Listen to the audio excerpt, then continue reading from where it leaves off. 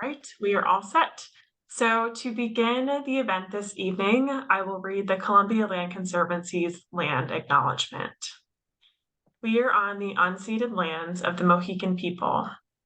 CLC recognizes the Indigenous history of this land, honors ancestors past and present, and supports current efforts to build more equitable spaces for all the human and non-human relatives who call this place home.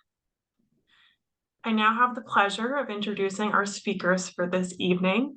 Cameron Hastie-Etchison joined CLC in April of 2023. As a Conservation Programs Associate, she supports the Conservation Easement Stewardship Team, the Land Protection Team, and the Agricultural Program. Her responsibilities include assisting with mapping, monitoring, and baseline documentation activities. She also supports conservation and easement landowners with their land management goals.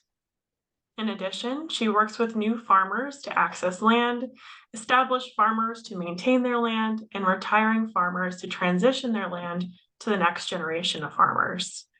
She is passionate about connecting people to land. Cameron had previously been farming in the region for the last 15 years and received a BA in environmental biology from Covenant College. Our second speaker of the evening will be Henry Corsun. Henry Corsun has always been an avid outdoors person, animal enthusiast, and entrepreneur, but it wasn't until college that he started learning about agriculture. Through various courses, independent study, and working at a microfinance fund in West Africa, and then at Hawthorne Valley Association in Ghent, Henry came to realize that agriculture brought together all his interests and concerns related to the environment, social justice, and the economy. Henry cares deeply about producing high-quality food, helping to heal our environment, and making our food system and our economy work for everyone. Henry stewards 87 acres on Hardigan Road in Old Chatham, where he, his partner Sarah, occasionally their two young children, and a great team operate Dogwood Farm and Rock City Mushrooms. They raise grass-fed beef, pasture turkey, and indoor cultivated mushrooms. In addition to farming, Henry co-founded and manages Good Food Farmers Network, a food aggregation and distribution business that specifically seeks to support small-scale and beginning farmers. This collaborative, farmer-owned enterprise makes local, organic food from over 24 producers available year-round through on-farm pickup in Chatham and home delivery primarily in Westchester. Corsun also serves as chair of the Chatham Agricultural Partnership and on the council of the Chatham Food Co-op. Without further ado, it's my pleasure to pass the presentation to our speakers for the evening. Again, please think of questions, and as the presentation goes on, feel free to type those into the Q&A, and we'll be happy to share them at our final portion for question and answers. And with that, Cameron, I pass it off to you. Thank you, Mallory. Yeah, I'm really excited about doing this, and thank you guys for organizing it. Farming and conservation are kind of my two passions, so to combine them together is super exciting. So I just wanted to start out, I feel like there's a one of the misconceptions that I think is tricky is that farming and conservation are at odds. So that's kind of the misconception I would love to address. And wanted to give a definition of conservation just to clarify, because I feel like it is one of those words that's so broad. So according to the Merriam-Webster dictionary, it's a careful preservation and protection of something, planned management of a natural resource to prevent exploitation, destruction, or neglect.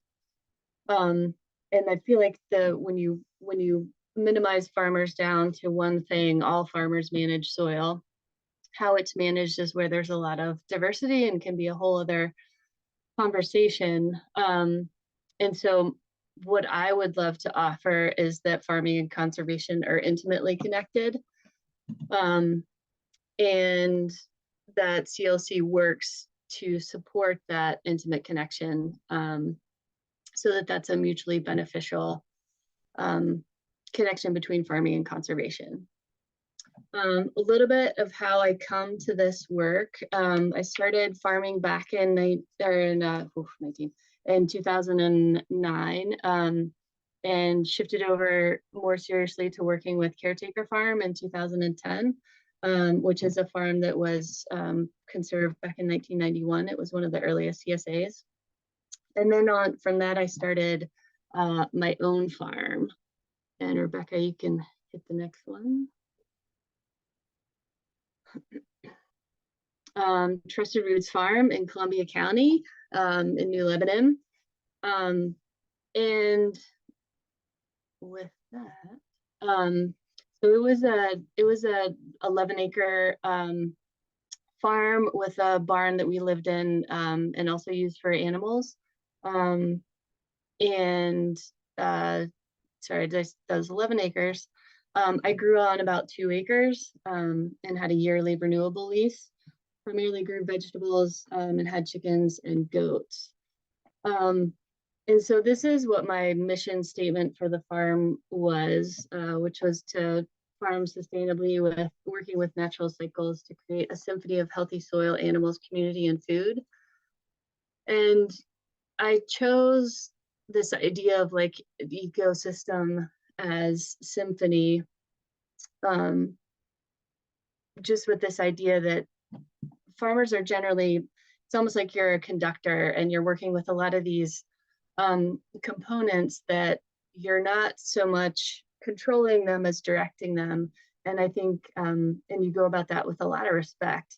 And this idea of like these individual components coming together, and when that's done well, as in like a symphony, it's just, it's an unbelievably beautiful experience. And I think that's very similar with farming. And when you put those pieces together where they each benefit each other, it's just a beautiful working whole that's just an honor to work with.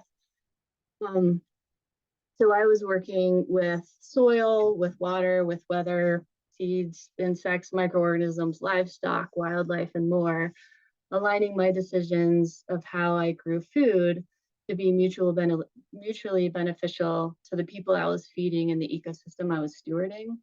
And then we can go to the next one. I think that's the previous one. Perfect. And so just again, reiterating that farming and conservation are intimately connected. And my farm was not unique. That's kind of my experience in the example that I have, but absolutely not unique.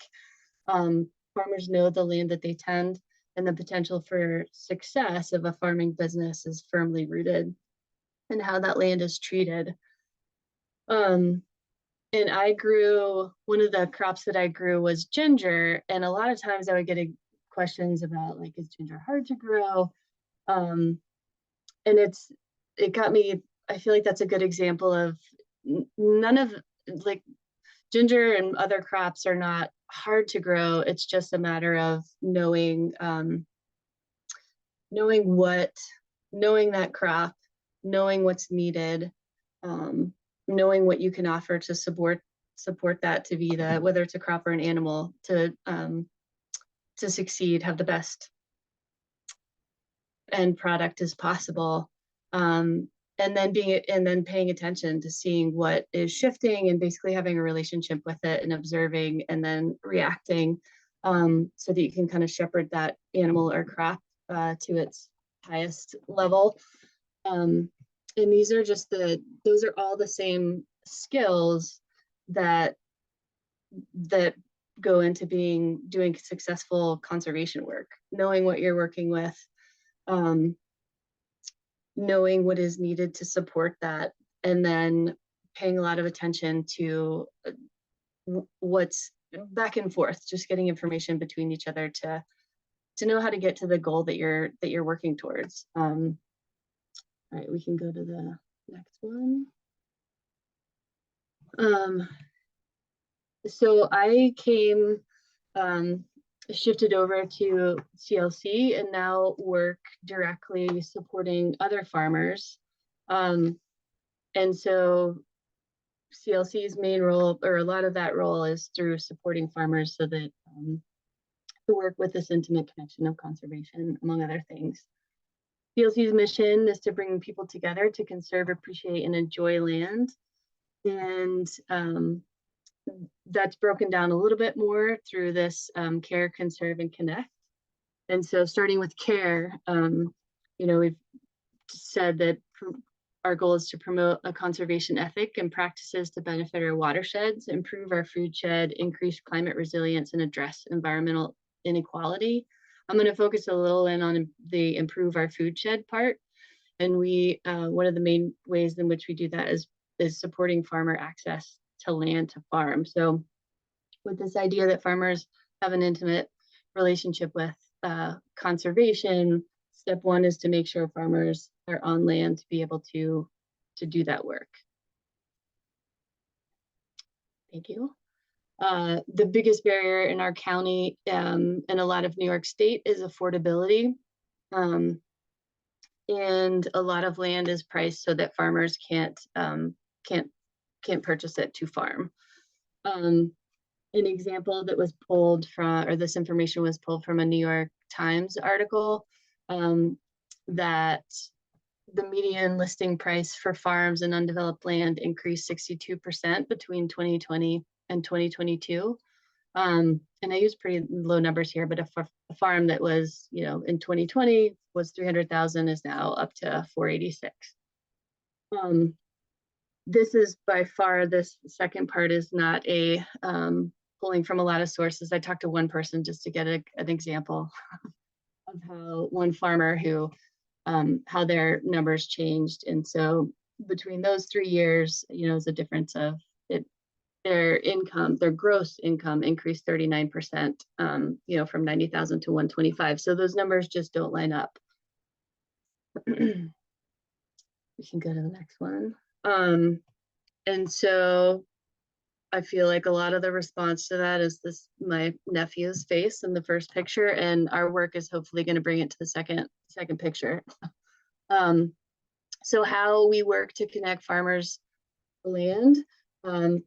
One step is helping folks just connect with landowners. So Marissa, I know, is here, who is like the foundation of a lot of this work, all of this work. The Farmer Match program was started in 2008 and morphed into a combination with Columbia Land Conservancy and the Dutchess Land Conservancy. And then that match program morphed into the Hudson Valley Farmland Finder.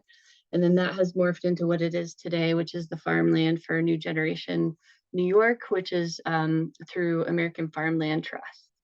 And that's actually, it started out just in New York State, and that's now expanding to other states. So what they offer is a centralized location for resources and matching between farmers and landowners who have farmland that are looking for farmers. So a farmer would create a profile, a landowner would create a profile, and they can find each other.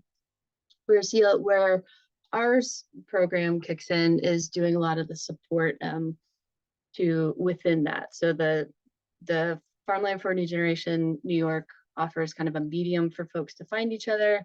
And then we can step in and do a lot of support to going forward.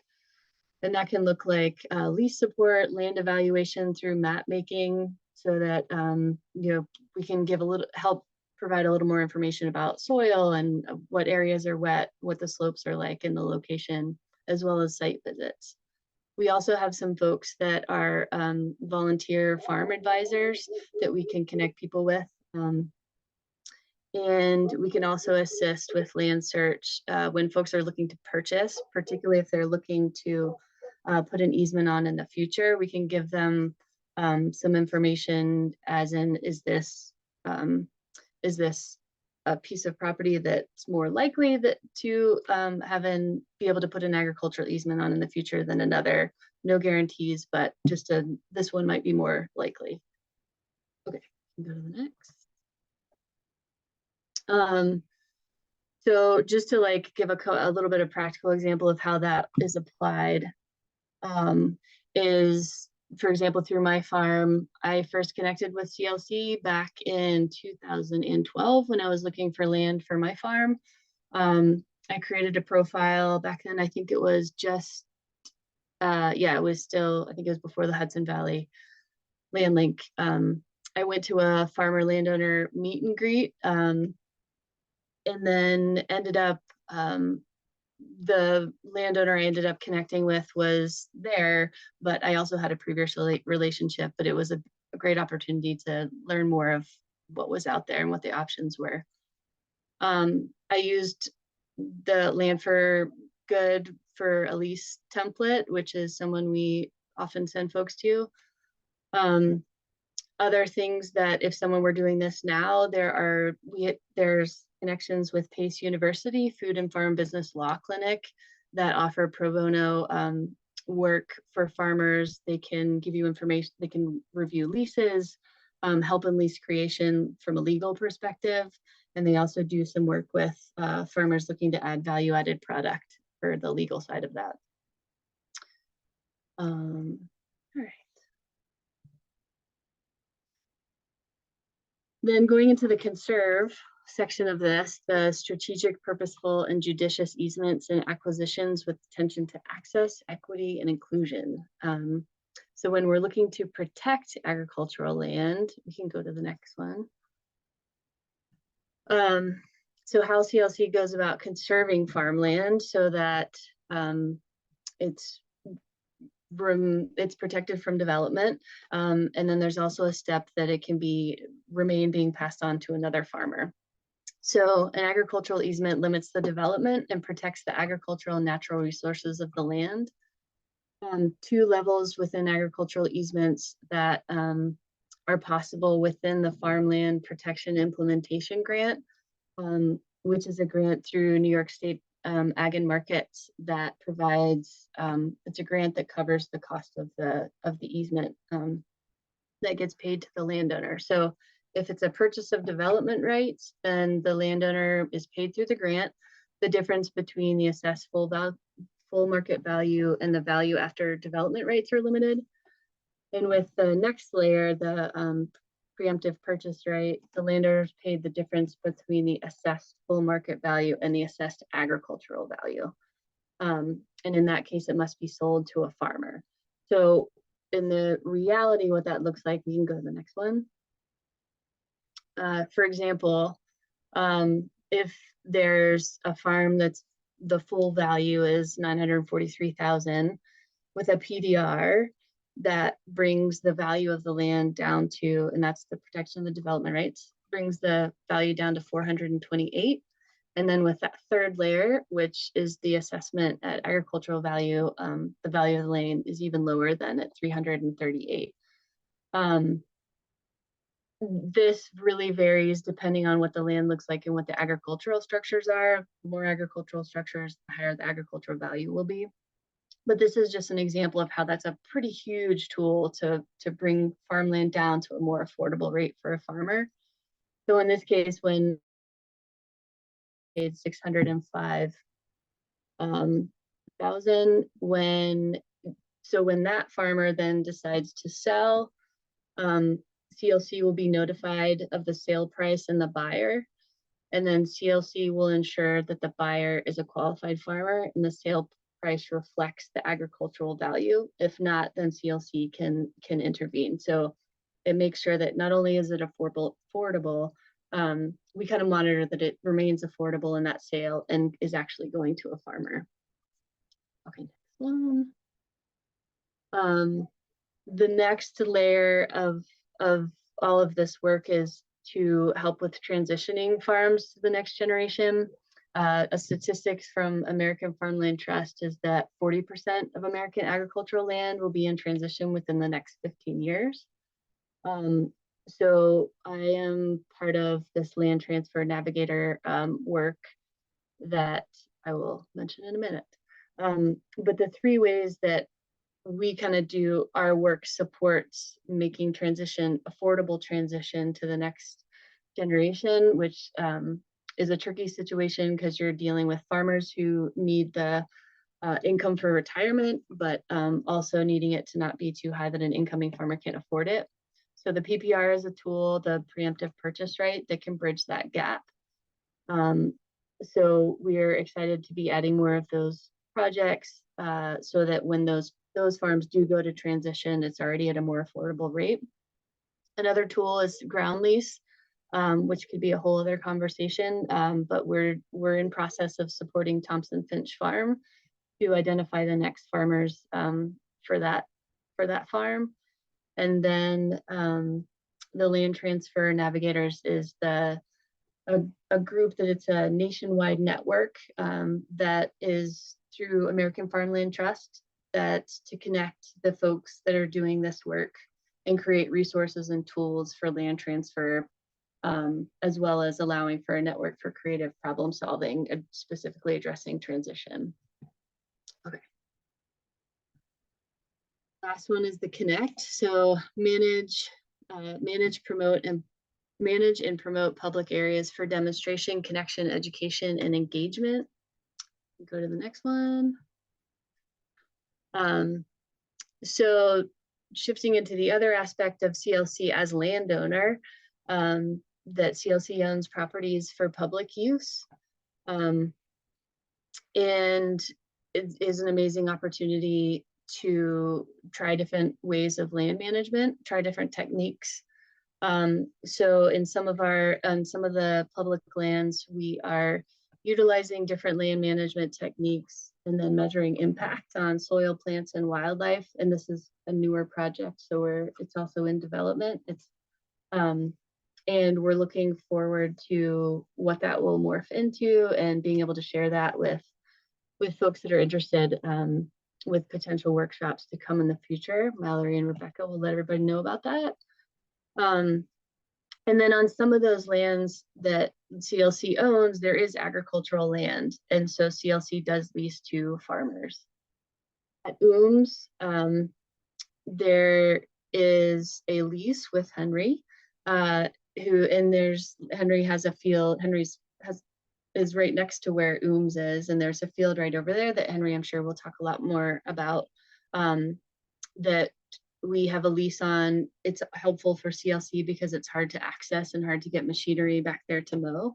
So Henry's can graze his livestock over there, and we can also measure the impacts of that over time versus mowing. And then I have known Henry since 2012, relatively early on in our farming careers, and have been impressed with his farming path, both as a farmer and as a business owner, who's created a business that supports many other farmers. And I am looking forward to hearing what Henry has to say.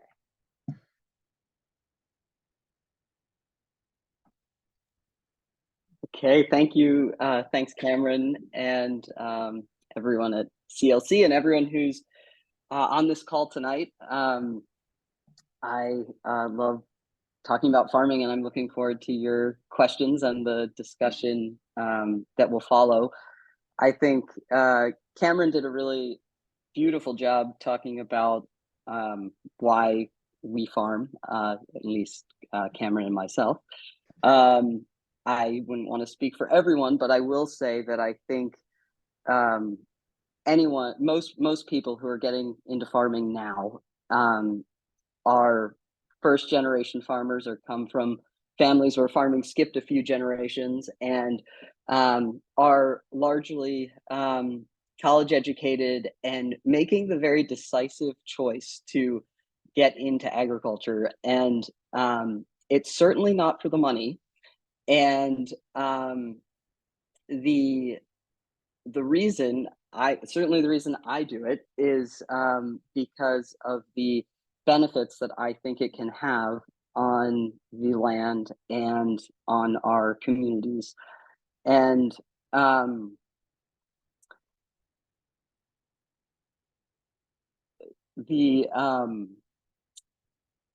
so I'll share a bit about what we're doing at our farm, the lease that we have with the Land Conservancy, and also the work related to the food system in general. And as Cameron said, when the Land Conservancy asked me to participate in this, I couldn't think of an issue that felt deeper to my core than the intersection of agriculture and conservation. And I think it's really, and I won't go into that much more because I think Cameron spoke to it so well. And I think it's really important to ask why we are conserving land, and I would assume it is because overall we're trying to strengthen our communities, and I think that means access to the outdoors. It means preserving certain habitats, creating wildlife corridors, all the things that will help us to be resilient communities. And we are all fully dependent on the this natural world that we live in. Um, so um, so these activities that that promote that conservation is to benefit all of us. And I'm very sorry. I find I'm at a bit of a loss for words for something I care so much about. Um, and I, anyway, I will carry on. But this first slide, conservation and community, really sums up why I farm, which is for people and for this planet. And for anyone who has questions about whether farming is good for the environment, I think you can really look to the number of people that are making that choice to get into agriculture, because for people and for the planet are the two driving forces behind people getting into farming. And I think it's really easy in this space to um, to uh, kind of hold more conventional farmers, um, assume that they are not aligned with this, and I think that would be false. As Cameron said, what unites us all in the farming community is the focus on the soil and improving the health of the soil. And the farmers that are conventional, the multi-generational farms are are working in a system that, and are so highly invested in that system, that to make the shift to more sustainable, alternative, regenerative, organic, whichever words you would like to use, is an incredibly big lift. And I think regardless of the type of farming, conservation of farmland is incredibly important. And over time, it's up to us as a community to provide the support necessary for more conventional methods of agriculture to transition to more sustainable and resilient forms. And I think all of those farmers will be right there to make that transition, but it's going to be a really big lift, and I think it's up to all of us to help make that transition possible. So I would say for now, regardless of the type of agriculture, preserving the land is what's really crucial. If we look at our farm, we have Dogwood Farm, which is our livestock enterprise. We raise grass-fed beef and pastured poultry. And I started with farming grass-fed beef because, to me, that is because of how raising grass-fed beef intersects with conservation and improving the soil and the environment. So that's really, truly where it all started for me. And then we expanded from there into pastured poultry, which also can really help improve the soil. And we also operate Rock City Mushrooms, which is an indoor cultivated mushroom farm that I won't speak too much on because it doesn't have too much bearing on this conversation, other than to say that part of why I was interested in that and why it fit in for me with my value set and what I'm interested in achieving is because the way we grow the mushrooms, 90% of the substrate is sawdust, and that's a byproduct of a lot of local industry that we could be incorporating into our operation. And the substrate, after fruiting the mushrooms, creates a terrific compost material. So like all these aspects related to farming and conservation, we're looking at cycles and nutrient cycling and the flow of materials, and compost is a big part of that. So it was interesting, in particular, in that regard for me. And then the last business that's up there is Good Food Farmers Network, and we that started when I began farming. Instead of starting a more traditional CSA, I was there had been a lot of talk about farmer-owned distribution and how to expand the reach of what is commonly referred to as community-supported agriculture. And so Good Food Farmers Network offers a fully it's a fully customizable subscription where you can put orders on hold. It goes year round. All of the food is organically grown. And the key aspect of it, we're trying to support small scale and beginning farmers, and we typically pay out over 70 cents on the dollar directly to the producer. So in industrial ag, that number is in the pennies, maybe a dime and a nickel. And even in a lot of regional food businesses, somewhere around 30 to 40% is more common. But if we're really trying to support small farms and family farms, we have to get that percentage up. So that business is another one that we run, and I was interested in starting that because and running it because for all of our talk about conservation and agriculture, if we don't have good markets for our product, we won't have the farms. So it's always for me been about that balance of trying to create the markets and have the farmers there to grow the food. And it's a careful balance in the sense that we need both more farmers, and simultaneously we'll need to continue to develop and find people who want to make the choice to buy local food. And for now, I think everyone who gets into, I'm speaking very generally, which I am conscious of, all the folks I know who get involved in agriculture are also very concerned about food access. And the challenge that we all face is that we're working in a very broken system that severely warps the price of food, where we are flush with really seemingly cheap food, where a lot of the costs are externalized. And when you pay for local food, you're paying for something that is not externalizing those costs. And everyone cares tremendously about paying their people as well as they can, and ultimately we're wanting to work on this question of food access. But that is again another piece that will require the full support of the community to really achieve that goal, because there's farmers certainly don't have the means to be able to address that question alone. And kind of along those lines, Cameron did a really great job speaking on kind of the beautiful aspects of what we're trying to achieve.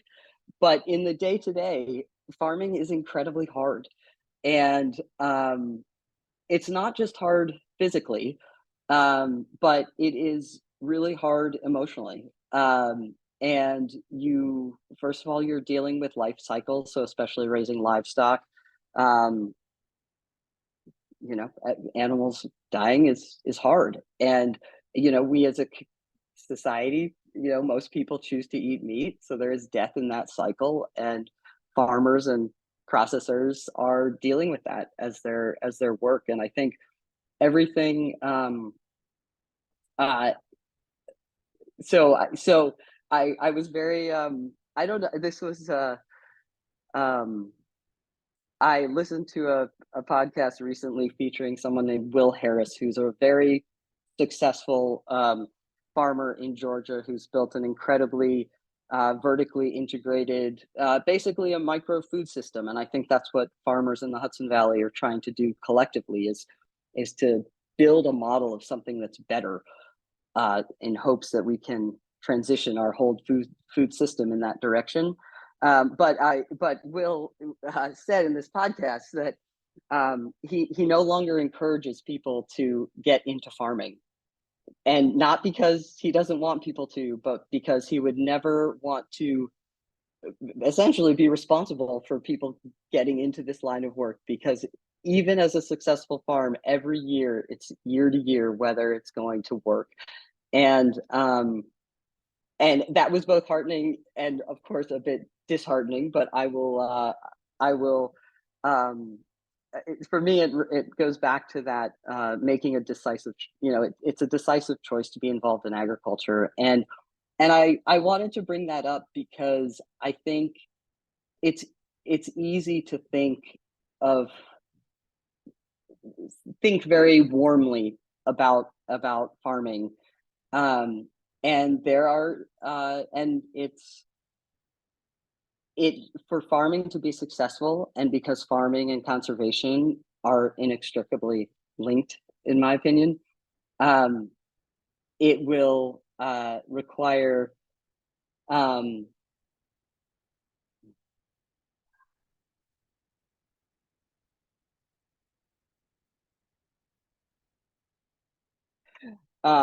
it will you can go back, it's okay. I'm just was up all night with our toddler, so brain is firing a little slowly, and I completely lost my train of thought.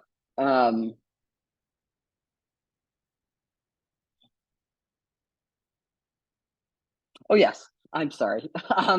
Where I was going with all of that is that it requires entire communities to make the choice to really support farms like ours, and that can and farming in general, and that can take on lots of different forms. And I assume everyone who's on this call is obviously cares about conservation, cares about agriculture.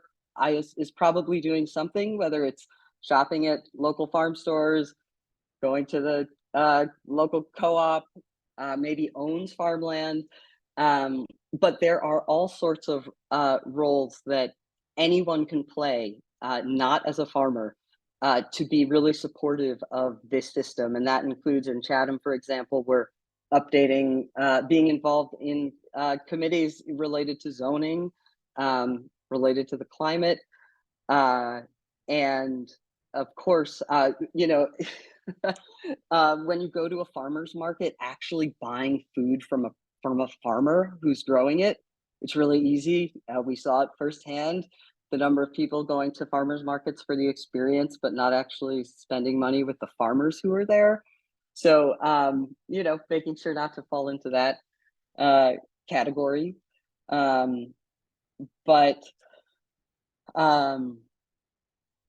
Yeah, so I think, and the upside of all of this with this food system that we're trying to create, that will be heavily dependent on having farmland and access to farmland, is that ultimately it's a win for everybody. The type of farming that we're doing it's a decades long process in trying to improve the soils, improve ecosystems. It's a very long game, and as Cameron was alluding to, the problem with our system is that we can't be relying on selling the farm for retirement. So as communities, we have to figure out how we ensure that those farms stay in active agriculture. If just to show a few slides here, and then we'll switch gears to the Q&A.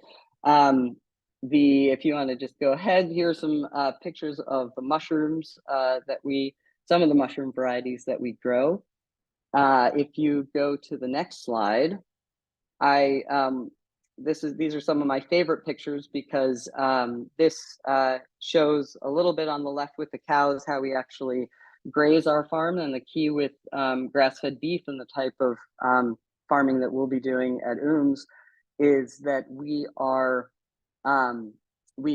creating very small sections for the cows to graze, so that they maximize impact on the ground, churn it up a bit for a very short period of time, and then they move on to the next section. That can be the very next day, or in some cases where they're grazing very large herds, people are moving their cows every few hours. But they move on to the next, and then the critical period is the rest that the land gets. So it's high impact, high rest, and then the cows eventually circle back again. And through that action of impact and rest, we are improving the soil, and improving the soil helps. It creates, it becomes more productive for us for food, but it also captures water, which, as we're all experiencing with the changing weather and climate, that we're getting a lot more rain in the Northeast. And so the capacity for the land to hold that water and prevent it from running off is a super critical function. And water, fresh water, as a resource that we don't want to just let run off. The second picture on the right with the turkeys is similar. You can see in the foreground, the turkeys are trampling very tall forages, and it's the same concept where we keep them in a contained area. They trample that down. They're digging through the soil with their feet, pecking around, and then we'll move them to the next. And by the next season, all of that trampled forage will have been integrated into the soil and be adding to the organic matter. On the next slide, I wanted to point out how much infrastructure and thought has to go into creating farm systems that work. So these are things that we're thinking about as we prepare to start grazing on the 20 or so acres at Ooms. So on the left are cows in a greenhouse, which is probably the system we're going to move towards in terms of our winter housing. So figuring out how to handle the cows in the winter, especially now that the weather's changing and it is so muddy so much of the year. This is really crucial. The second picture is a wet spot in our big field that I put in there because we're going to be digging out a bit of a pond, because access to water is a really big challenge when you're trying to do this rotational grazing system. So thinking about access to water. And the last one is also access to shade, which is another consideration when we're setting up grazing systems. So these cows are in a shade area. And if we go to the next slide, this is I already spoke about this, but this is the other business that we run, delivering food to people. And on the next slide, we're in the interesting position where the picture on the right is the acres at Ooms that we are going to be grazing this year, and we'll be setting up water systems and fencing, making sure the cows stay out of the wetlands portions of that, any sensitive ecosystems. We will be working hard to keep the cows out of with an adequate buffer. Then the picture on the right is at our home farm, where we actually lease out 1.5 acres to a beginning vegetable farm, and we do that to for $600 a year. Again, you don't do it for the money, but we want, part of my personal goal is to be supporting as many other farms as we can be. So we are leasing that, and from a bigger picture perspective, I am glad to be on both ends of that leasing equation, because figuring out leases that work for everyone is really hard, but also essential. And if there's any landowners on this call, you're sitting on an incredible resource when it comes to how we manage our environment, and also how much food we can produce for our community. So if you have land that might be viable for agriculture, and you're interested in exploring more about what that relationship could look like, and the Land Conservancy does a really good job bringing in commercial farmers to help advise and others to help advise in those creating those leases and relationships, which hopefully are for the long, very long term. And on this last slide here, the picture on the left is not a particularly nice picture, but I put it on there because that's our main farm building, and it was a reminder to me to just touch on the fact that there are a lot of elements that are essential to making our farm system, our food system work. And in that building, I was really happy to hear that the Land Conservancy is working on the issue of affordable housing, because it's crucial for our food system and its success to have housing for farmers. So in our building, we have housing that we keep at below market rates, in line with what people are actually getting paid to farm, which is, anywhere from 15 to the low 20s an hour. And that's feels, when you get to $20 in agriculture, feels pretty good, which is not a great statement. So affordable housing. We also have our own poultry processing. So all of the infrastructure related to farming, making sure towns are and communities want that, because we can process 1,000 birds at our farm and people passing by would never know. The impact is so low from a community standpoint that I hope communities remain very open and want to have that discussion, because that infrastructure is really essential to the success and viability of our farms. We have a commercial kitchen for value adding. That's an important function, another opportunity to reduce food waste, to make broths out of carcasses, for example, and also increase the profitability of the farms themselves. And then we also have a space for retail and for people to come to the farm, which is not at the moment open. So but will be in the future. And that both the connection to folks supporting us and the ability to sell directly are all pieces that help make our farm work and will make our future food system be viable. And underneath that structure is where we grow the mushrooms. So we and where we operate our distribution business. So we can pack a lot of impact into a pretty small footprint.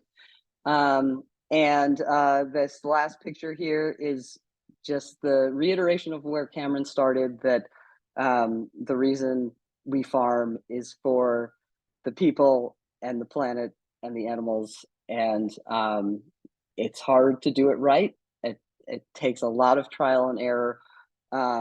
And we're always trying to do things better, but it's what keeps us going. So thank you all. And it will be really great to talk more about any aspect.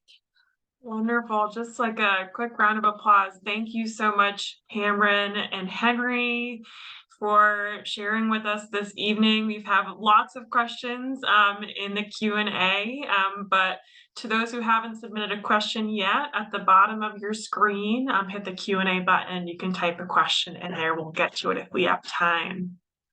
The first question I want to put out to both Cameron and Henry.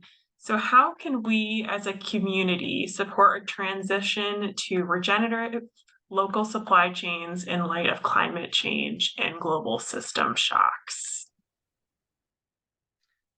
I can start. I think with questions like that, which is an awesome question, and I think this answer can cover a lot of those kind of questions, is I think the simplest place to start, and going back to a little bit of what Henry was saying, is that with this idea that farmers are intimately connected with conservation, the next step being each and every one of us are intimately connected with farmers and farms, because all of our food originates on farm or foraging. And so the power of that is really impressive, that if so I guess I would say knowing where your food's coming from, and knowing how the land is treated where your food is coming from is, and people being intentional about that, I think is a massive impact. As well as knowing that, you know, if I'm buying some meat from Henry, my money's going into Henry's farm. And then as a local producer, a lot of Henry's purchases from other vendors are local or regional vendors. And so even the financial impact is just exponential. So my first step is knowing, I think the first step, whether if your values are, you know, resiliency for climate change or regenerative agriculture, step one is just taking a look at where your food's coming from. And I think we have an amazing opportunity in the community that we live, that there are so many local farms. And so knowing, you know,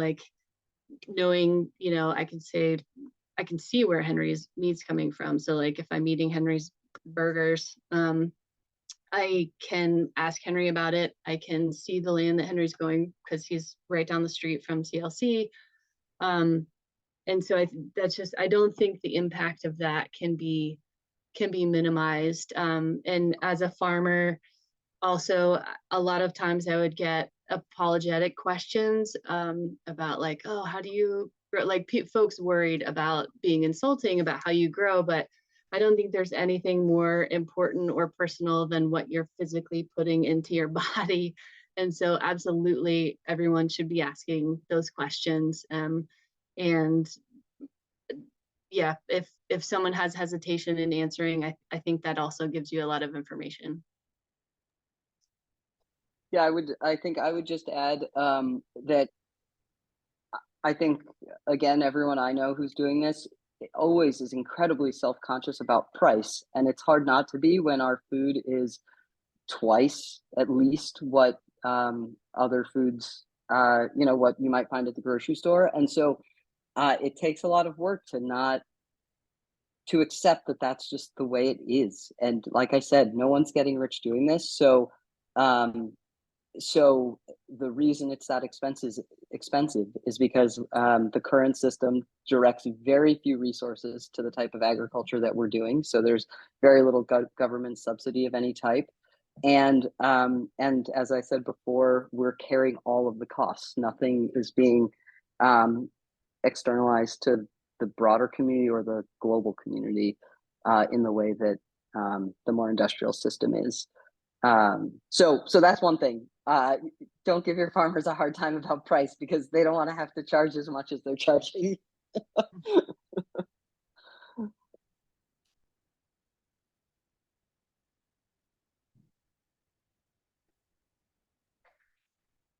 All right, so we do have quite a few more questions. Actually, Mallory, can I just say one other piece? Yeah, please. And that's just that the other thing is to not pass judgment. I think it's really hard as in a quick transaction exchange, brief conversation to understand a farm's full context and what they may be growing through. So for example, if you drove by our place right now, our cows are standing in the mud and it breaks my heart. And it is not what I would like to see out there, but it's the current reality until we can figure out a better solution. So I think I would just hold that as well. But do ask questions, like Cameron said. It's okay to ask questions. We're happy to talk about it. Thank you, Henry. This is a question that I hadn't thought about before this call, but one person what came in and said that more and more solar operations are appearing in the county, and they'd like to know if solar is competing for ag lands or if it helps actually support farming operations. Yeah, I'd say it's both. And again, I think there's a real balance there. I am not an expert on, and I have not done enough research to speak to the synergies that exist between ground-mounted solar and ag. So in terms of grazing sheep or goats or raising certain perennial crops under solar panels. There is a lot being done out there. I don't know enough about it to speak on it, but obviously worth exploring. A couple things I guess I'd say is absolutely roof mounted solar is the preference. And I think, for example, we've made a point. We made a point in all our construction to make sure our roofs were south facing. And that's something that anyone who's building a house or thinking about building anything can do. And it can be really hard, and you make other sacrifices to make that. But for example, or putting solar over parking lots instead of ag land. So all the grocery stores could have solar over the parking lots rather than over our farmland. So I think exploring all other options, and also exploring using more marginal land that's less productive for ag is a place to start. But I think we all recognize that we need alternative fuel, and solar is a piece of that equation. And we need to decide, I guess, as a community, need to decide what forms of more renewable energy we want in our community. And that maybe looks different for different towns and different counties and states. But I don't think we can, I think we need both. So we have to figure out how to grow food and have renewable energy. And I think it's totally possible. But we should try to stay off the good ag land as much as possible. Thanks, Henry. Hi, everyone. I'm Rebecca. I'm going to take over moderating the rest of the Q&A. I know our official end time was 7:30, but I see there are still lots of questions in the chat. So if you want to stick around, please do. If you need to jump, you can, and we'll have a recording of this available that we'll send out tomorrow. So going through the chat, it looks like we have a couple of questions about cows and birds and wildlife and how all of those can work together. So some of the questions are, how will having cows grazing at part of UMS affect the birds and other wildlife at the property? And I know Cameron and Henry, if you want to pass this question off, we've got Troy on the call and we've got Pat from CLC on the call too. So we can put them in the hot seat if we need to. I'll let CLC take this one.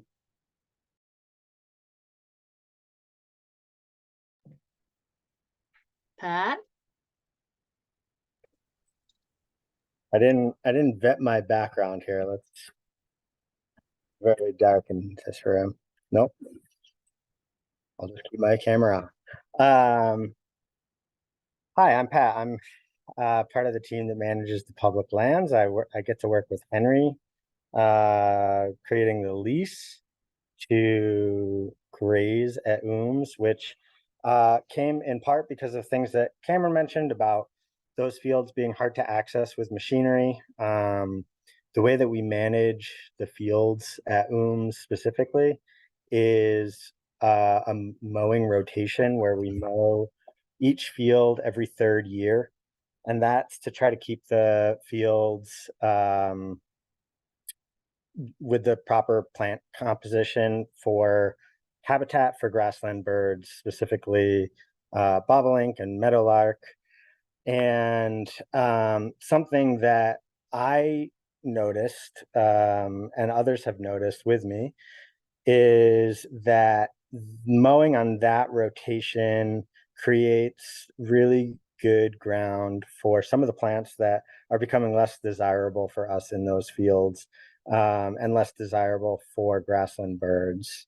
That could include multiflora rose. It could include other invasives like spotted knapweed, but it also just kind of creates a lack of biodiversity and, frankly, a lack of grass. And what I have been told by people who know a lot more about birds than I do is that grassland birds prefer grass. And the way that I love to create a grassy field is by keeping the grass vegetative And there are a couple ways to do that, but that essentially means to somehow trim the grass before it goes fully to seed, or before a big enough percentage of the field goes to seed. So you could be doing that with machines, you could be mowing, or you could be rotationally grazing with a real emphasis on the time rested in between grazings, which is exactly how Henry grazes. So what we're hoping to see and understand a little bit better in those fields is the difference between how the grazing that Henry's doing in those backfields kind of changes the plant composition of those fields as compared to the directly adjacent fields that are being mowed. And what I suspect is that Henry's actually going to be creating better habitat, more suitable for grassland bird nesting than what we've been doing at UMS, and hopefully that creates some really positive change. Thank you, Pat. We're going to send this next question to Henry since he got off the hook for the last one. How can non-farmers help support conventional farmers in their transition to organic practices? That's a great question, and I don't, first of all, the decision to make that transition is obviously completely up to the farmer. So I think I also think perhaps not enough credit is given to conventional farmers for how abreast they are of changing and evolving management practices. So even if they may not be utilizing those practices now, I would strongly believe that they are aware and thinking about them.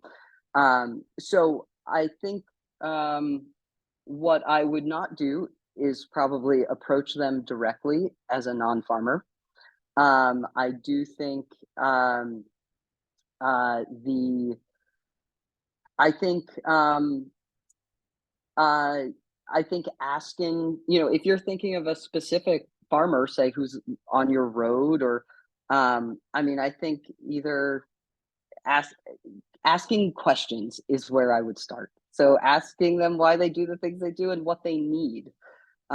Just building the relationship and the trust, I think, is what's really important. And then ultimately, I think organizations like the Land Conservancy have a real role to play in fostering some of those dialogues, and I think other farmers. So if you have relationships with other farmers, I think that's also a place to start.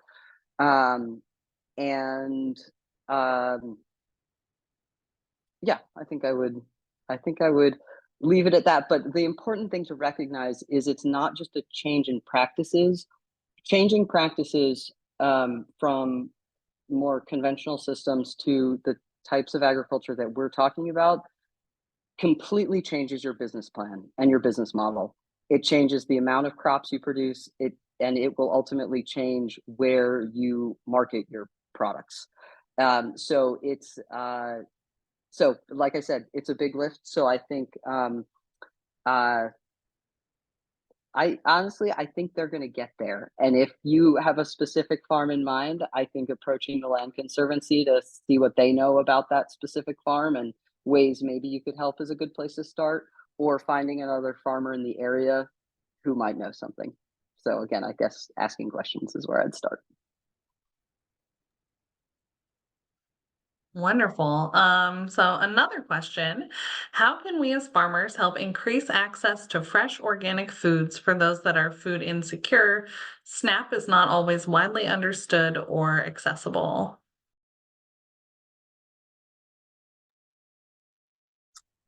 I can just speak to what I know about that. I think, first of all, New York State has had a great program that for fresh produce, and I think local retailers, farmers markets are all really trying to get the word out about that. So that's been an exciting program to see. And then there's also been a lot of activity in the nonprofit sector related to raising money specifically to pay local farms to deliver food to food pantries and other places to expand food access. So, and another thing is that many farms raise funds themselves in terms of related to food access. So the ability to deliver produce to low income households as part of their regular operations. So those are a few of the ways that I'm aware of. Are a lot of good questions in this Q&A, and none of them I think have very easy answers. So continuing on that thread, how can we collectively ensure the next generation of farmers and landowners is more racially representative of the farming community?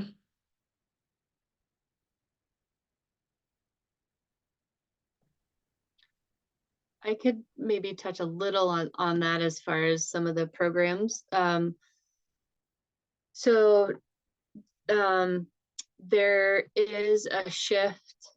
If we're looking at kind of the cascade of funds down to support a lot of this work, there is a shift in a lot of the grant funding, which is shifting to, which is awesome, like a shift to making sure that it's almost like a push of all these organizations that are receiving this grant funding to explain how you're reaching underserved farmers. And yeah, I guess that's the first thing. Is I feel like that is a great place where it's starting to start, is following like the funding that's coming down as a push to push organizations receiving that to make sure that is a focus and that's a priority. I think what's amazing too is that there are a lot of great a lot of amazing, particularly in the Hudson Valley, farmer training programs that are specifically targeting BIPOC, LGBTQ, women, underrepresented farmers of all kinds, immigrants. And so I feel like that's step one. You need the training to be put in place. And so we're able to start connecting to more of those organizations who have a funnel of underrepresented farmers emerging with the skills ready to step into the next step. And so our work is also making sure that I'm connecting with those organizations so that we are accessing as many people as possible to support their next steps in their farming careers. And I would also just add that there are great organizations led by BIPOC and queer folks, specifically working to support those communities. So give directly to them as well if that's an area of focus. They're doing really great work and definitely need support. Thank you. Another question, Henry, your farm's in Chatham, and Chatham recently passed a referendum to create a community preservation fund. How might this fund help farmers in the area? Yeah, that was incredibly exciting, and talking about community support passing with over 70% of the vote was really exciting. So I guess a couple things. We have a great team forming around that's going to steward it. A couple of whom are farmers, so that's important. And basically, that group will be working to identify farmland for protection. So as was said before, farms that are at higher risk, perhaps farms where the operators are needing to transition. So there's a high likelihood that it could transition out of agriculture. But they will be working to utilize the funds that are raised to preserve and conserve farmland. So it's really exciting to see where that goes. And I am confident it will have an incredibly positive impact, and hopefully many more towns throughout the state can get the authorization to even put that sort of legislation up for a vote. So if some folks who are on this call were instrumental. It was a 20-year process to get this done. So it might take a little while here to see the impact, but they will be ongoing and definitely impactful. So thanks to everyone who voted yes. And then for our last question, I'm going to combine a couple that we've gotten and sort of remix them into a question about scale. So how can principles that govern, for instance, Henry, your operation be translated or communicated into a big agribusiness venture? And then on a community level, how can we be working to support these more regenerative local supply chains? Yeah, so to the first point about scale, these systems are absolutely scalable. And in fact, I wish we had more land to be working to really execute on that at scale. The challenges